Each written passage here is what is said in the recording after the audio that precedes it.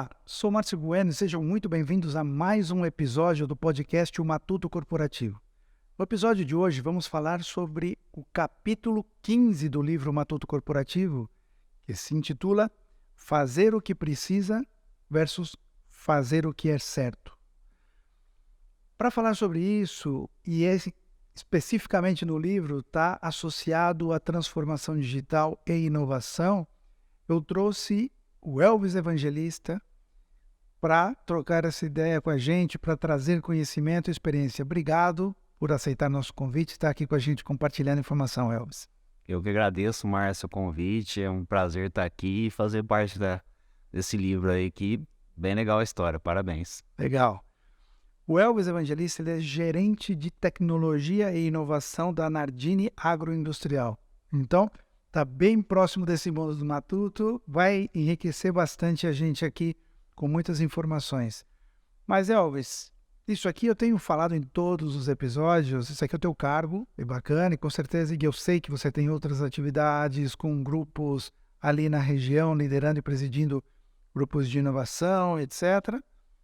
Mas isso não deixa de ser cargo e não deixa de ser a tua parte profissional, que é importante, sem dúvida, mas eu converso com caras, cara. Eu quero conversar com pessoas, eu quero falar com o Elvis e por isso eu quero que você me conte quem é o Elvis para mim e para o pessoal que está nos assistindo. Legal, fica até melhor para a gente conversar sobre isso, né, Márcio?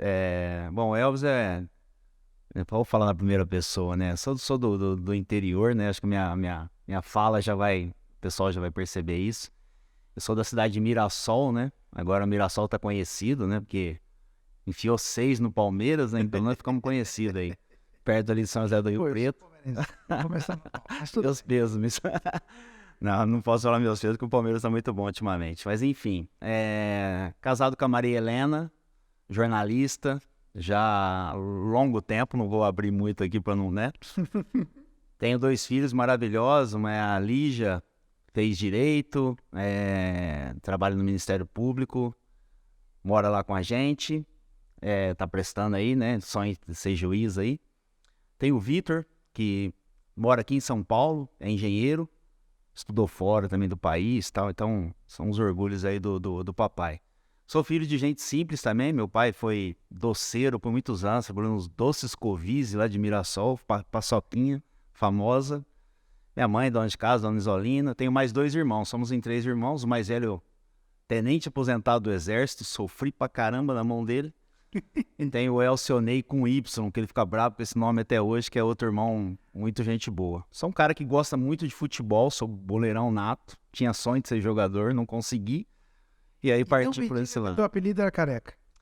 Nunca tinha mais. Não era careca, mas hoje, onde eu vou, cara, todo mundo vem perguntar se eu sou, não sei o que, tem hora que acho que eu vou dar um autógrafo. Exato, dá uma foto, consegue mesa no restaurante, né?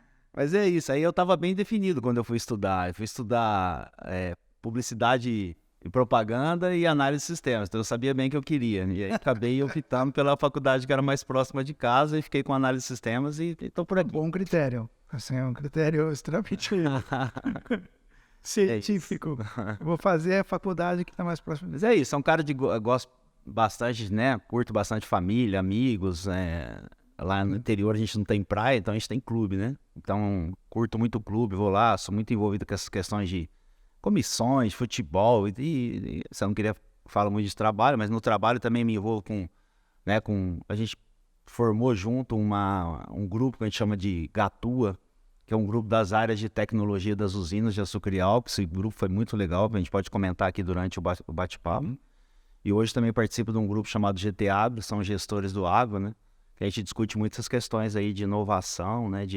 Tem muita matutice aí nesse meio aí. Muito bacana. É isso. Legal. E vamos trazer isso para comentar aí o que o Matuto levantou. Nesse capítulo especificamente, a gente não abre muito aí para o público porque, para não dar spoiler, tem gente que ainda não leu o livro, o que me parece terrível não ter lido o livro, mas se você não teve oportunidade ainda, link está na descrição. Se você estiver vendo isso pela TV, vai aparecer o QR Code. E aí você pode ler, comprar o livro e ler, que é muito interessante.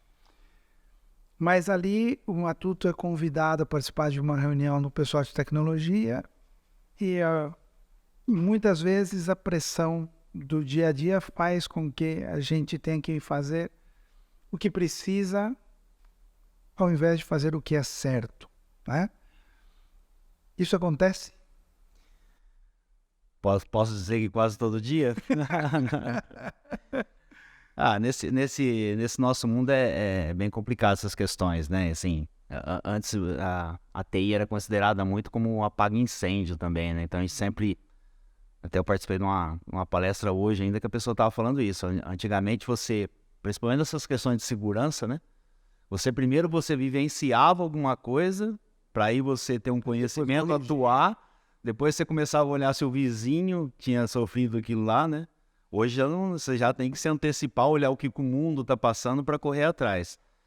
Mas assim, a gente tem um caso bem interessante, né? Que é uma vez numa certa empresa onde eu passei,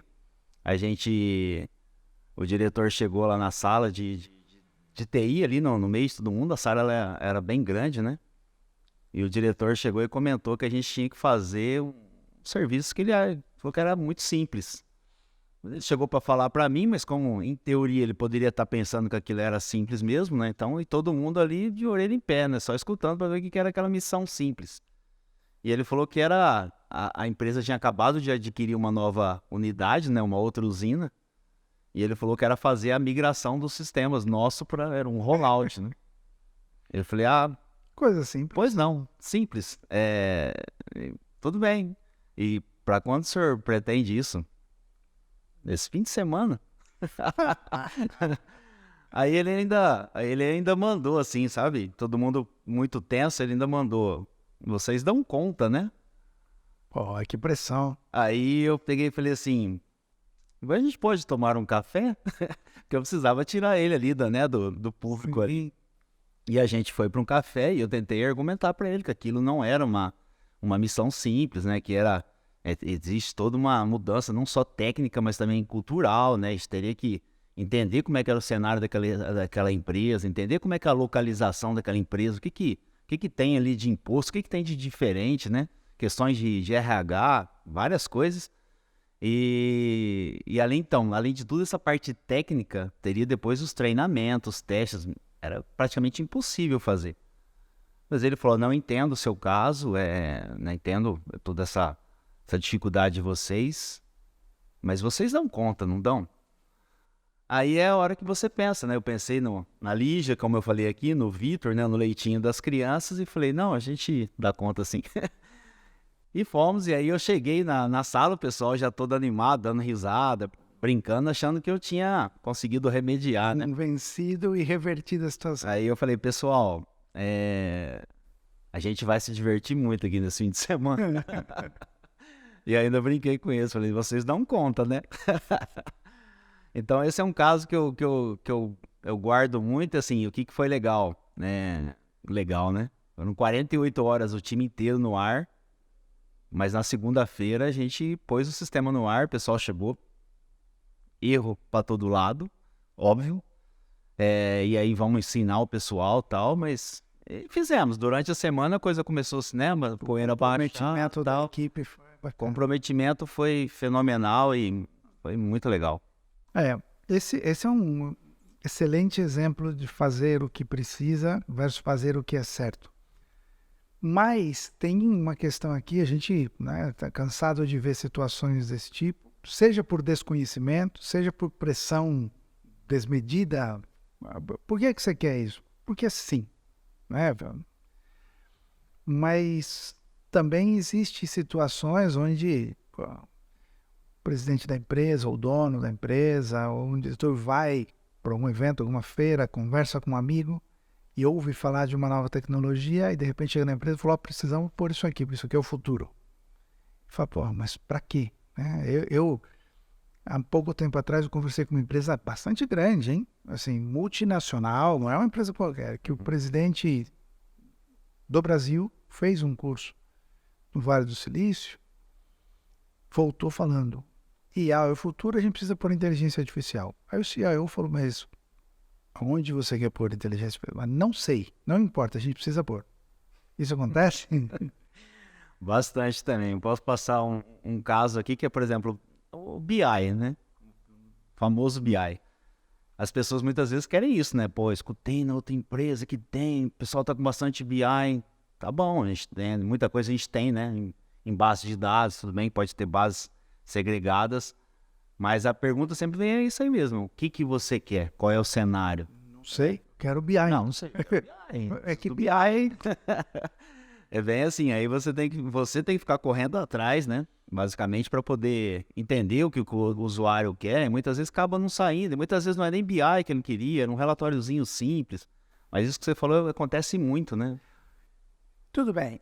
Nesse caso, o executivo ele compra, né, a tecnologia antes da solução em si. Ele não sabe para que ele precisa, mas ele quer porque está na moda, porque falaram que é bom, porque é o futuro, porque sabe Deus por quê. Mas nesse caso tem um problema, porque aí eu começo de trás para frente, né? Eu compro a tecnologia, agora vou ver como eu encaixo, Encaixe. que é absurdo. Mas tem outro ponto que é, vamos lá, antes de fazer esse exercício, talvez precisasse falar para esse executivo, falar, cara, não é este o caminho, não é esta ordem, não é essa forma de fazer.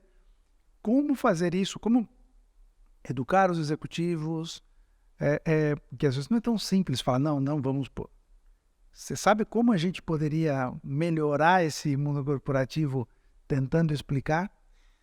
Eu acho que de uns tempos para cá, igual você bem colocou, né, essa parte de inovação, né, que vem surgindo, cada vez mais as empresas se aderindo a isso, eu acho que no passado até recente aí, a TI ainda era vista muito como suporte, né? O pessoal ainda via muito pessoal de TI como, pô, eu compro aqui, a TI vai lá e instala, né? Comprava um computador, chama a TI vai instalar. E aí agora eu tenho percebido, né, eu já rodei um pouquinho aí algumas empresas, então você começa a perceber que até quando vem do conselho mesmo das empresas e tal, tem trazido essa noção de que ó, a TI tem que ser tem que ser estratégico dentro da empresa. Então quando a TI começa a participar, né, de algumas decisões, né, que é o que está acontecendo hoje, eu vou puxar a sardinha da empresa que eu estou trabalhando, mas está acontecendo lá, então é legal de falar. A gente está participando dessas decisões, nós montamos um programa de inovação, onde você abre para que todo mundo traga as ideias, mas você tem um comitê que avalia isso, esse comitê faz um filtro, leva para uma diretoria que tem um comitê executivo e dali sai uma coisa muito bem alinhada. Então aí você é mais assertivo. Mas quando vem só em cima desses desejos, aí é complicado. É interessante, é importante, inclusive, dizer que isso, porque antes isso, as pessoas pensavam que só acontecia no eixo Rio-São Paulo. E as empresas do interior, não. Era abrir a janela e perguntar, ô, fulano, o que você tem aí? Tem outra coisa. Ah, tá bom, vou por aqui também. Funciona bem? Funciona, põe aqui. É importante que as pessoas saibam que já não é assim e que o conhecimento e o nível do interior, e principalmente o nível no agro, é brutal. É brutal. E também pensar que essa história de que o executivo compra tecnologia porque é bonito e o cara de TI, modinha, isso, o cara de TI tem que implantar, que só acontece em empresas pequenas, médias e tal, não é verdade. Eu conheço multinacionais onde lá fora faz sentido essa tecnologia, ou determinada solução, determinado sistema, e chega no Brasil e tem que estar homogêneo, padrão e tal, e tem que implantar aqui. E aqui não faz sentido, aqui não vai usar. Às vezes não atrapalha, mas também não agrega. Mas tem que fazer.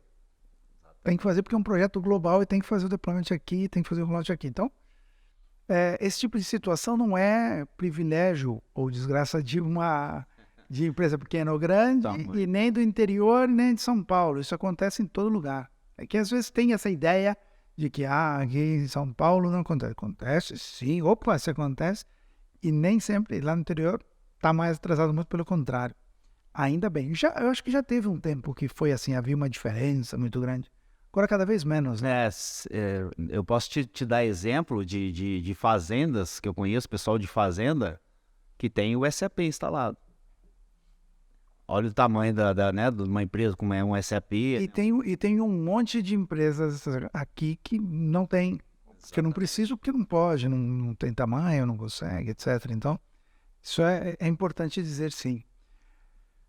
Agora, tem um ponto que me chama a atenção nessa questão da transformação digital, que é a resistência que existe à implantação de tecnologia, de novos sistemas e tal. Me conta um pouco sobre isso, você que sofre isso. Você foi na veia. Vou te dar um exemplo clássico de resistência, que é o tal da ferramenta RPA, né? O Robotic Process Automation, né? Que é o automatizar processos repetitivos. Quando você chega numa área para negociar com o pessoal que você está trazendo essa tecnologia, que você vai automatizar um processo que é repetitivo, que é, entre aspas, burro, e que a pessoa vai poder usar o tempo dela, o sagrado tempo dela, para fazer coisas, né, que geram mais valor, que são mais realmente de fatos analíticas e tal, você tem resistência. Porque fica vendo naquela concepção de, nossa, será que isso aqui não vai tirar meu emprego? Como é que vai ser isso? Para ser sincero, em muitos casos vai. Assim, nem todo mundo que vai ser substituído por um RPA vai se recolocar dentro da organização em outras funções. Isso é uma realidade. A gente não pode demais preparar a organização para isso, porque essa resistência existe, a gente sabe. E é compreensível e humana, porque se eu tivesse do outro lado, talvez eu também oferecesse essa resistência. Você tem alguma dica para como a gente pode... Eu tenho uma, eu vou dar depois, mas você tem alguma dica como a gente pode vencer essa resistência? Então, assim, eu acho que é um trabalho muito forte do RH, né, na questão de... Ou, né, a parte de gestão de mudança, né, que normalmente ocorre com o RH, né? Por exemplo, numa implantação de um novo RP, dependendo do RP que você está saindo para o que você vai, a mudança é muito grande. Eu falo porque eu passei isso... A gente tinha eu trabalhava numa empresa que era um desenvolvimento próprio, e a gente acabou indo pro SAP. Então a mudança foi gigantesca, se adequar a padrão e tudo mais. Então muita gente achava que, pô, não vou me adequar nisso aqui, vou me perder e tudo mais. Então a gestão de mudança ela é fundamental nessa passagem. A gente tem batido muito, até dentro da questão aí do programa de inovação, questões que, né, pode falar que é modinha, mas é o tal do upskilling, do reskilling, né? Então as pessoas também precisam começar a entender que elas vão ter que, né, reaprender coisas, desaprender algumas outras coisas que já não vão funcionar mais para aprender, para ter novos aprendizados, porque a transformação digital, principalmente na questão de TI aí, ela tá alucinante. Então a pessoa vai ter que se tocar aquela mudança. Esses dias eu fui falar com os jovens aprendizes lá da empresa, eu estava explicando para eles, falei, tem várias profissões, e elenquei, que existiam, que não existem mais. Se as pessoas não se adaptar, vai morrer. Né? Eu citei o professor de datilografia, né? Eu tive lá atrás, professor de datilografia. Hoje não existe, hoje a moçada já vai tudo direto ali. N funções que são assim, né? Então, eu acho que é isso, é todo mundo se ligar aqui, ó, não é porque eu estou deixando de ter aquela posição ou aquele trabalho que vai acabar para mim. Então, eu vou ter que me adequar a uma outra forma. Sim, isso é uma realidade, sem dúvida. Inclusive, né, a gente está lançando um curso aí que chama Tecnohumanista, o profissional do futuro, e a gente fala sobre isso. Mas tem um ponto que é importante. Você acha que a empresa tem a responsabilidade de ajudar o profissional a fazer esse upskilling e reskilling, ou isso é obrigação do profissional? Olha, eu sou assim, ó, eu particularmente, eu busco muito, tô falando de mim, né? Eu sempre estou buscando atualização constante, tanto que eu estou com 55 anos, não tem problema de falar aqui, e estou fazendo uma pós-graduação. Por quê? Porque eu estou buscando novos conhecimentos. Mas eu acho que a empresa tem um papel fundamental, né? Em ajudar, em fazer essa parte Sim, mas isso é bacana. Falar, você está fazendo pós com 55, ótimo, parabéns, mas você tem um cargo, um nível, um salário, mérito seu sem dúvida, mas que você tem isso, que você pode se permitir fazer isso. Aquele pessoal substituído pelo RPA talvez não tenham. Perfeito. E aí é onde eu acho que talvez a empresa tenha assim que, e pelo menos os clientes que têm a metodologia da tecnomanização, olham isso. Uma empresa tecnohumanizada, o que ela faz é, fala, poxa vida, eu não posso deixar de evoluir, de colocar, por exemplo, um RPA, para seguir aqui no mesmo caso. Eu não posso deixar de pôr um RPA, eu tenho que me manter atualizado, eu tenho que melhorar a minha eficiência, a minha eficácia, a minha performance. Ok, eu coloco. Algumas pessoas eu vou buscar recolocação. Ótimo. E algumas pessoas vão ser desligadas. Uhum. Você acha que para a empresa a função, a obrigação, a responsabilidade dela acaba pagar os direitos trabalhistas e pronto? Ou preparar essas pessoas, inclusive, para o mercado? Porque eu digo sempre para os meus clientes, a gente trabalha nos projetos, o seguinte: muita gente estava há muitos anos ali, principalmente na área administrativa, back-office e tal. Quando o cara entrou na empresa, a pessoa entrou na empresa, o mundo lá fora era um. Agora, o mundo, quando ele for sair, o mundo é outro. Se ele tiver a mesma mentalidade, o mesmo mindset, o mesmo perfil que ele tinha naquela época e tentar agir da mesma maneira, não vai rolar. Ele vai ter problemas. Sim. E aí a empresa, que para a empresa é pouco dinheiro, eu acho que deveria ajudar. A gente tem um treinamento para essas pessoas, para preparar essas pessoas para uma nova realidade. Mas, então, eu acho, na minha opinião, que sim, é função da empresa fazer isso. Qual é a tua opinião? Não, também acho que é fundamental, isso que eu tô falando, assim, ó. Hoje a gente sabe que tem muita coisa gratuita, mas aí também, né, tem que saber administrar isso. Por exemplo, quando eu falei acabei de falar aqui agora dos jovens aprendizes. Sim. Então, assim, a empresa, pelo menos a que eu estou agora e outras que eu passei, se preocupam desde lá dos jovens aprendizes, de contratar esse pessoal e vir trazendo, né, adequando a tecnologia, encaixando eles no ambiente de trabalho, como ela também tem que se preocupar com os que estão nessa fase transitória aí, né, que vai ter que ou se mudar para uma outra área, né, tentar readequar aquela pessoa, né, encaixar ela numa outra área, ou até pensar num plano de aposentadoria dela. Ou até, quem sabe, preparar a pessoa para uma nova recolocação em outro lugar. Já passei por empresas que fazem esse tipo de trabalho. Então, eu acredito que sim, a empresa Isso é tem importante. bastante. Eu acho que é importante porque, assim, a empresa pode falar, ela está no direito. É legal ela dizer, pô, eu pago os direitos e pronto. Eu já vi empresários dizer, ó, a gente é super humanizado, a gente paga todos os direitos das pessoas. Ó, pera lá. São direitos, é tua obrigação. Né? Ponto número 1. Você não é humanizado por isso. Ser humanizado é pensar um pouco além, é dizer, puxa vida, essa pessoa, em teoria, é obrigação delas preparar-se, mas se eu estou vendo que ela não tem essa possibilidade, que ela não tem esse conhecimento, por que não ajudar? Eu acho, minha visão, a empresa poderia fazer isso, até porque fortalecer o mercado, fortalecer essas pessoas que vão para o mercado, vão para outros lugares, é importante porque quanto melhor e mais fortalecido e mais competente for o mercado, é melhor para todo mundo cresce, né? Mas isso que parece óbvio e lógico, nem sempre acontece. Exatamente. Infelizmente, mas vamos lá. Depois que a gente sofre com essa questão de que, pô, trazem tecnologia cada vez menos, como você comentou, como o CIO já é estratégico, está dentro do conselho, está dentro do board, já não chega a falar, você tem que pôr isso aqui. É ele que decide, em teoria, e isso é bom. Agora vamos para o outro lado. A gente falou que a diferença aqui, a gente está tratando esse fazer o que precisa versus fazer o certo, sempre pensando em apagar incêndio, sempre pensando em sofrer essas ingerências quando dizem que temos que fazer coisas que talvez não seja melhor para o negócio, mas é bom para o ego do quem está pedindo.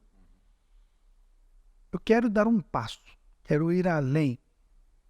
Quando se fala de fazer o que precisa versus fazer o que é certo, pode acontecer de que as pessoas se excedam nessa pressão do dia a dia, nessa pressão de budget, de prazos, de que tem que fazer. Vocês dão conta, né? E para atender o vocês dão conta, pode acontecer de algumas pessoas se excederem, fazer coisas que estão fora das regras, da lei. Tá? Isso acontece também? Eu sei que na sua empresa não. Vamos falar de outra. Mercado. A gente escuta de mercado algumas coisas que muitas vezes assustam bastante. Mas é como você falou, né? Como tem muitas vezes a pressão e você tem que acabar fazendo alguma coisa, é duro. Eu sei que muitas vezes não é o que as pessoas querem, mas ela acaba cedendo à pressão e acaba fazendo. Então, por exemplo, uma coisa que é clássico, né? Que é básico em qualquer, por exemplo, migração de sistema, igual o exemplo que eu citei. Você tem que fazer os testes em base de testes. E muitas vezes, quando a pressão é muito grande, não dá tempo de você fazer uma dessa e você vai direto Vai para uma produção? Ai, meu Deus do céu. Então, assim, em uma empresa que eu passei, não tem problema de citar isso, a gente, quando era desenvolvimento interno, a gente nem tinha ambiente de teste, era quase que direto em produção. Aí envolvia um pouco de budget também, que você não tinha condição de ter. Porque é muito lindo, né? Quando você chega em uma empresa, você tem 3 ambientes lá, um ambiente de desenvolvimento, de homologação e de produção. Muitas empresas aí não têm esse ambiente. É só ambiente de produção, é o famoso plug and play, né? É literalmente isso. Então, assim, por conta muitas vezes de pressão, você acaba cedendo e fazendo. Então, assim, outra coisa que a gente sofre bastante quando empresas são, né, de médias para cima aí, sofrem auditorias. Quantas vezes que eu não passei para auditoria, falei que tinha participado de um determinado projeto, a auditoria falou assim, legal, me dá as evidências dos testes e tudo mais. E aí é hora que você sofre, porque... Veja bem. Como é que eu vou ter uma evidência de testes numa virada de migração do sistema em 2 dias, num final de semana? Tem. Então, coisas como essa acontecem. Você não colocou, não fez documentação. Exatamente. Pô. Não, é terrível. E aí a questão que me preocupa também, e é uma preocupação ali do Matuto, quando ele faz esses comentários, tudo bem, uma pressão de negócios eu posso entender. Certo. Pô, a gente tem que colocar esse produto no ar, a gente tem que colocar esse produto na rua, portanto, a minha fábrica ou minha produção tem que funcionar e eu preciso que... Ok, faz parte, é o mercado, as exigências. O que eu não consigo entender é quando as pessoas fazem o que precisam, não o que é certo, por ego, por elas, para se beneficiar, para sair bem na foto. Às vezes prejudicam a empresa para que elas saiam bonitinhas na foto. Isso também acontece muito. Isso não vou te perguntar, eu já... Embora as outras perguntas tenham sido retóricas, porque eu também já vi muitas dessas coisas, mas a gente fala, acontece muito que a pessoa fala, bom, então, para bater a minha meta, não a da empresa, a minha, para ficar bem na foto com o meu chefe, para me comprometer com uma coisa que aparentemente é difícil e tal, isso acontece. Isso é muito prejudicial, não é não? E além do mais, o que eu acho é que não só prejudica a empresa, não só prejudica a empresa, além de prejudicar a empresa, eu acho que o próprio executivo, que em teoria está sendo beneficiado, eu acho que ele não é tanto. Sabe por quê? A equipe dele está vendo o que ele está fazendo. E aí ele perdeu totalmente a credibilidade, não é? Perfeito. Uma coisa que eu brigo sempre em todo lugar que eu passo, né? Assim, eu penso que a prioridade né, a gente acaba tendo, igual você disse, os clientes, né, das áreas, a gente tem que entender que são clientes, não são usuários. Então, a gente tem que tentar priorizar sempre, pensar na empresa. E as áreas, algumas tendenciam a pensar nas suas áreas próprias. Então, isso realmente é um problema que todo e No qualquer... umbigo, né? No próprio umbigo. Exatamente. Então, por isso que muitas vezes você tem que levar para um comitê, igual eu falei, né, na inovação, você tem um comitê que tome a decisão pensando na empresa e não nas ilhas departamentais, né? Esse é o problema. Esse é um ponto importante. A gente... E aí, voltando àquele ponto que a gente falou sobre as resistências que existem, a resistência que existe por ter medo de perder o próprio emprego, eu entendo, é humano. Porque para muita gente, o trabalho é um meio de subsistência, única, exclusivamente. Para todo mundo é. Mas para algumas pessoas é única e exclusivamente um meio de subsistência. Ela precisa daquilo para comer, para levar o pão para casa. E mexer nisso é delicado. Então eu entendo a resistência dessa pessoa. Mas voltando aqui, existem resistências porque a ideia não foi minha. Existe resistência porque não fui eu ou não sou eu que estou liderando este projeto. Existe resistência por desconhecimento. Existe resistência por ego, enfim, né? Nesse caso, como combater isso? Olha, Márcio, se alguém souber, eu também vou querer saber, porque... Daqui, eu sei. E eu vou te dar. Então vamos lá. Bom, na verdade é o seguinte, não é que eu sei. Na tecnomanização, o que a gente fez foi, vendo clientes e vendo empresas que têm essa dificuldade com essa resistência no processo de transformação digital e, segundo uma McKinsey, 70% dos processos de transformação digital não alcançam os objetivos adequados. As que a PMG fala que 82%, tem vários indicadores, todos ruins. Ou seja, é um problema. A maior parte das vezes é que falta cultura digital na empresa. Que isso não está alinhado. E é muito comum e é muito fácil falar que a tecnologia tem que estar alinhada com o plano estratégico, com os valores. Tudo bem, vai. Como fazer isso não é tão simples. Exatamente. Na tecnomanização nós desenvolvemos um framework de cultura digital. Porque aí o que acontece? A gente coloca, né, antes de implantar qualquer coisa, antes de fazer transformações de qualquer tipo, a gente cria cultura digital na empresa. E se ela já fez transformação digital, não sei o que, a gente cria cultura digital e depois a gente traz o projeto de transformação. Isso é como você é do agro, né? Eu falei isso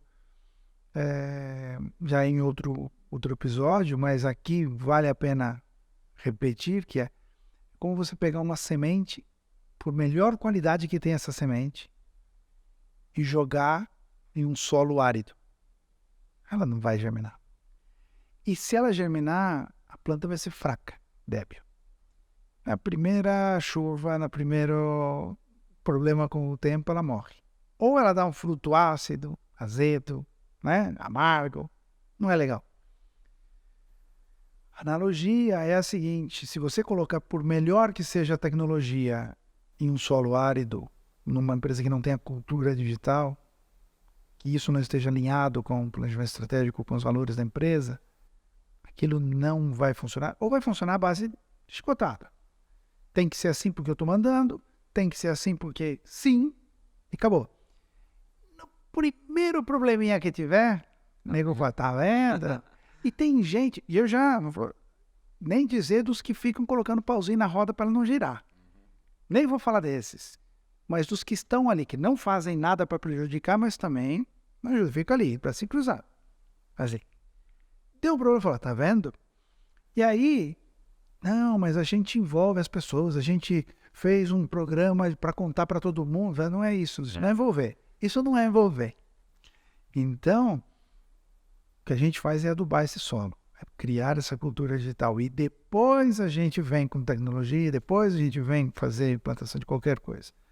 Então a gente criou um framework de um monte de passos, um monte de modelinhos, ferramentas e tal, que a gente faz para criar cultura digital. Então, isso ajuda bastante. Não, isso porque né, era uma necessidade que muitos clientes pediam e a gente desenvolveu, baseado na metodologia da tecnologização, esse framework, porque ajuda bastante. Então, quando... Não, você tá perfeito, isso é legal. Porque assim, é que a gente fala muito de transformação digital, mas a gente tem muito, principalmente nós que somos mais de TI, né, tá entrando na inovação agora, a gente olha muito para o quê? Para o que tem de tecnologia. Então, a tecnologia está aí para fazer a transformação digital.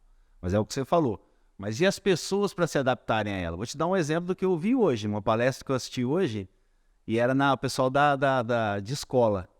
Falaram, ó, na hora que entrou a pandemia, a parte mais fácil foi ir atrás de infraestrutura, patinamos um pouquinho ali para arrumar uma ferramenta de transmissão online e tal, mas rapidinho a gente colocou no ar. E quem diria que a gente conseguiria pegar os professores e fazer eles se adaptar para o mundo digital? Não só os professores, mas os alunos também.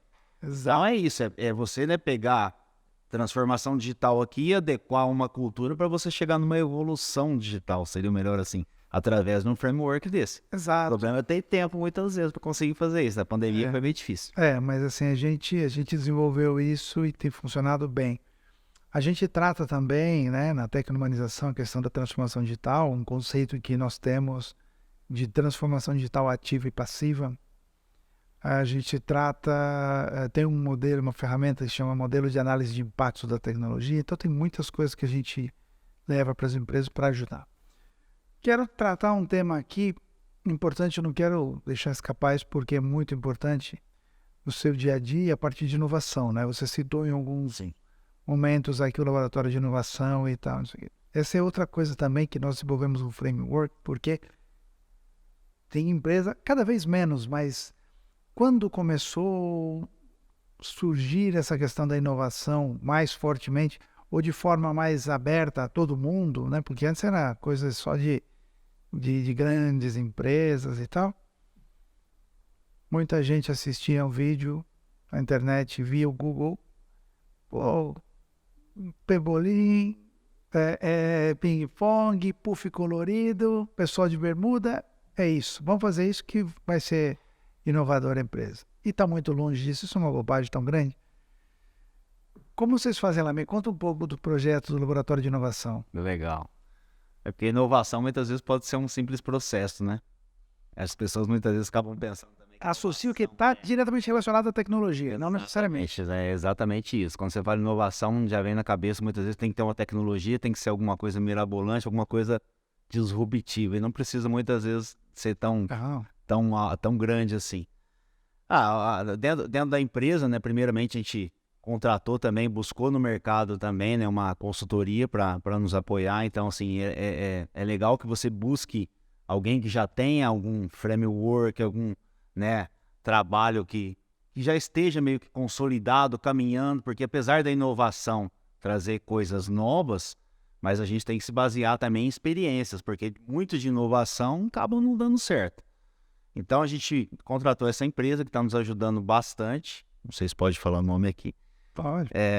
Que é o pessoal da Triceios, que eu até agradeço também a participação aqui no livro por conta deles. Não, são eles que estão viabilizando o nosso bate-papo aqui, tem que estar sempre. Grande parceiro e assim, de confiança, de conhecimento no setor de água, então foi fundamental para que a gente pudesse trazer eles para trabalhar junto com a gente. E assim, a gente pensou, já mapeou, baseado no conhecimento deles, a primeira coisa foi espalhar para a empresa que a gente estava entrando num programa de inovação e que aquilo a gente queria ouvir todo mundo, desde do CEO até o pessoal de campo e de chão de fábrica e tudo mais. Então, assim, para dizer que todo mundo era importante, que todas as ideias seriam ouvidas, analisadas e passadas por um funil igualmente. Então, acho que o primeiro ponto foi esse. Acho que foi bem legal, fizemos uma campanha forte dentro da empresa, montamos um comitê operacional para avaliar isso, adquirimos uma ferramenta que demos liberdade para que todo mundo pudesse participar. Então, assim, através do aplicativo, porque hoje todo mundo tem um aplicativozinho lá, pode... Os que têm um pouco mais de dificuldade, a gente criou também formulários que podiam preencher em papel, não dava para fugir um pouco disso, mesmo pensando em era digital, mas a gente também tem que saber fazer o período de transição. Coletamos, só para você ter uma ideia, no primeiro ciclo que a gente fez, a gente ainda está no primeiro ciclo, porque coletamos 311 ideias, ouvindo todo mundo geral, mas nesse primeiro momento só internamente, não abrimos ainda para o público externo. Afunilamos isso depois de muitas discussões, chegamos em 19 ideias, para você ver quanto que é complicado, largamos um backlog grande. Das 19 ideias, apresentamos para a diretoria, que ela afunilou em mais 9 ideias. Dessas 9 ideias, umas 3 ou 4 já caíram, para ver quanto que é difícil o processo de inovação. Então, se dessas 9 que a gente afunilou levou para a diretoria, uma vingar, igual a gente tava brincando de futebol aqui, é a mesma coisa que na base você gerar um Hendrick lá, né? Exato. É alguma coisa assim, você tem que ter um tesouro ali. Então, é nesse sentido, a gente vai rodar esses ciclos de tempo em tempo, mas a ideia é essa, não estamos, a nossa ideia não é, de novo, também só querer achar o bichão lá, né, num software novo, não. É escutar, de repente, um novo procedimento, igual nessas 9 ideias, um é procedimento que a gente vai mudar. Não tem tecnologia, não tem nada, só vamos mudar um procedimento. E com isso a gente já vai inovar. A gente tem a concepção de que inovar é eu fazer diferente. Mesmo que de repente o mercado já faça, mas eu como empresa não fazia. Então eu estou fazendo diferente? Para mim vai ser uma inovação. Não tem a pretensão de ter uma disrupção. Acho que é isso que a gente está nesse caminho e a gente está sentindo que está indo para um caminho legal. Bacana. Isso é importante. Né? Assim, no nosso framework de inovação, a gente tem, e aí que inclusive, né, o pessoal da Trisales está conhecendo também, participando, são grandes parceiros lá, e provavelmente eles levem para vocês aí em breve, que é o seguinte, coisas que a gente olha, né, cultura do erro. Não existe inovação sem erro. Tá? Para começar, não existe inovação sem erro. O que a gente tem que fazer, obviamente, é trabalhar para mitigar, para reduzir, não pode errar em qualquer lugar, não pode errar de qualquer jeito, tudo bem. Mas a gente tem que aceitar o erro. Sim. Pretender inovar sem errar nada, você não vai inovar. E aí o que acontece? A empresa está preparada para assumir erros? Todo mundo fala, não, tudo bem. E aí tem aquelas empresas que quando erra, pendura o colaborador em praça pública e dá chumeta. Pera lá, né?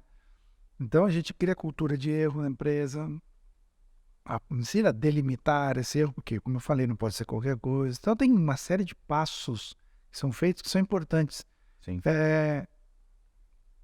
para chegar em um processo. É o que você falou, inovador. o apoio da alta gestão, né? Também, para a gente, né, para a tecnomanização, a inovação é uma cultura e a criatividade é um processo.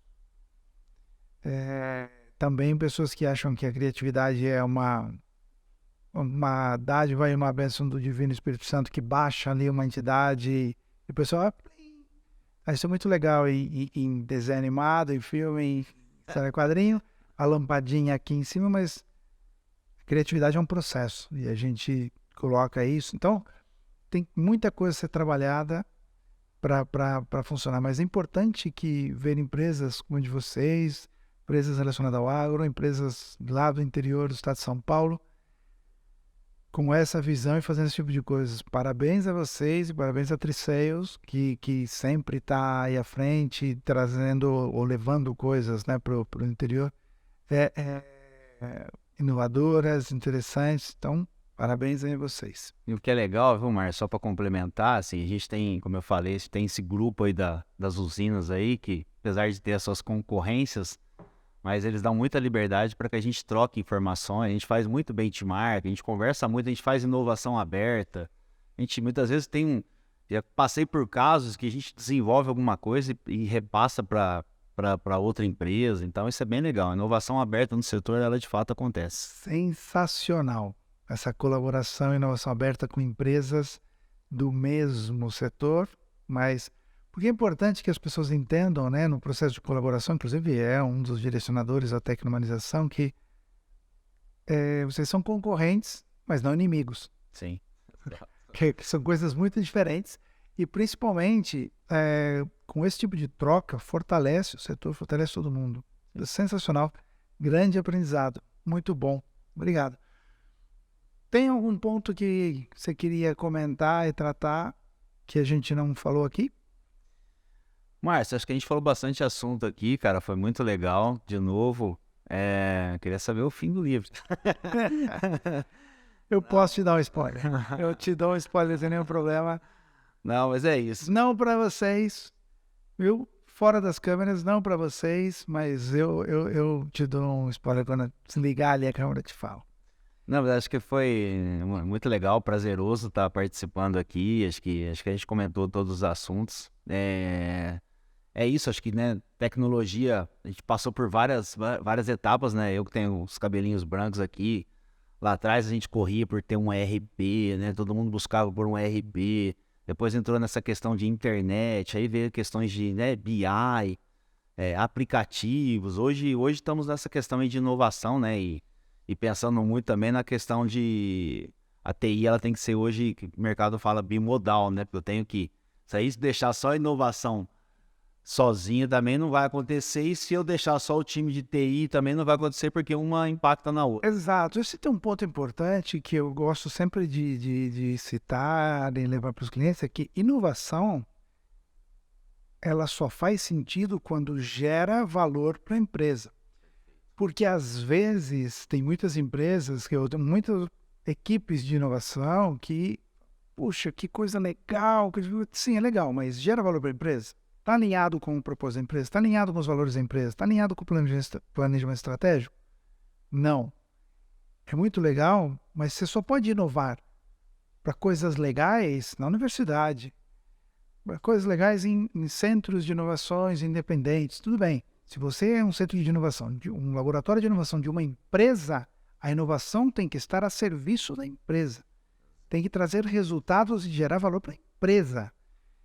Se você cria alguma coisa que está fora disso, externaliza, vende, patenteia, dá para outro, mas não dedica tempo e esforço para isso, porque às vezes acidentalmente você encontra alguma coisa. Mas se não, tem que estar orientado, e a gente nesse framework, a gente olha muito isso e olha, tem que dar retorno, tem que dar resultado. Não imediatista, não no primeiro dia, não no primeiro mês, mas a gente tem que fazer essa análise, esse controle, porque senão passa a ser um laboratório de inovação de universidade, que aí pode tudo. Outro dia eu vi um projeto de um pós-doc e tal, que estava fazendo, na verdade, de um doutorado, e aí era usar temperatura solar para fritar ovo, e eu falei, tá bom, cara, legal, mas quantas pessoas vão fazer isso? Como vai rentabilizar isso? Como vai monetizar isso? Não, é só para ver as propriedades. Fala, tá bom, então você inova na universidade, e se possível, na privada. Na pública eu não quero fazer isso porque o dinheiro é meu também. E na minha empresa, não. Sabe? Então, a gente tem que tomar cuidado com isso. Perfeito. Legal. Então, vou sair aqui do microfone para não estourar o som, senão o pessoal me dá bronca. Muito obrigado. Muito obrigado por ter vindo. Muito obrigado pelo seu tempo. Obrigado a Triceios, que proporcionou e viabilizou esse capítulo e nos ajudou aqui a trazer esse conhecimento para as pessoas. E eu espero que vocês tenham gostado. Bom, pessoal, estamos já finalizando quase nos últimos capítulos do livro. Eu espero que vocês estejam gostando de todos os episódios do podcast, dos capítulos. Faltam pouquinhos para acabar e vocês vão ver como vai acabar o Matuto e como termina o livro, tá bom? Obrigado e fiquem bem e até lá.